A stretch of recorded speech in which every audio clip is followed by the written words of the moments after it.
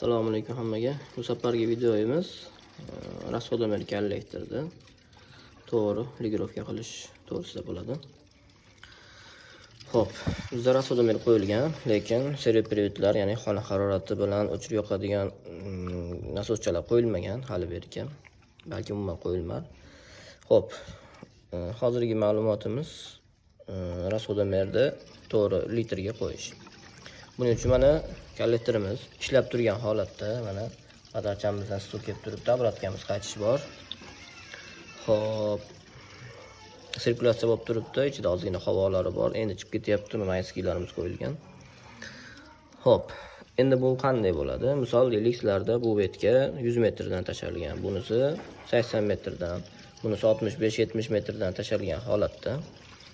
Deylik, mana misol uchun bizda mana bu chiqarasizlar buni va buni bir xil bo'lishi mana qolganlarini ko'ryapsizlar. 2 litrdanga hisoblangan. Buni mana shu holatda buraladi. Buralganda bu sekingina o'zgaradi.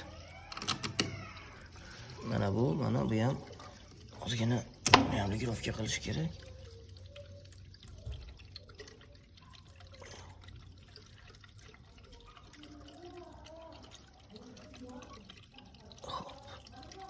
Mana bu ham pashti bo'ldi. Mana shu holatda qilib, hammasini bir xilda urganga, mana shuni tortib, agar qo'l bilan ura olmasa, kulish bilan bizatini ehtiyot bo'lasizlar, lekin bularni ko'p nimada plastmassa bo'ladi. Mana shu holatda ligirovka chiqariladi. Keyin qaytarib mana qo'pqog'ini joy-joyiga solib qo'yasizlar. Shu holatda bo'ladi. Обязательно bular ochiq bo'lishi kerak. Endi bu ligirovkamiz serial privet, ya'ni bu yerda kichkina nasoschalari yo'q holatda qilinishi, rushnoy holatda qilinishi uslubi. Ma'lumot foydali bo'lgan bo'lsa, bosib qo'yasizlar. Salomat bo'linglar.